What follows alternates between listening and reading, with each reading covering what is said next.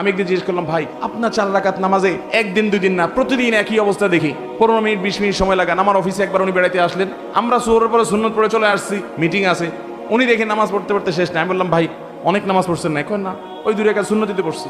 তো 2 রাকাত সুন্নত তো আমরাও পড়লাম, আমাদের যদি 5 মিনিট 7 মিনিট লাগে, আপনার 15 মিনিট কেমনে লাগে?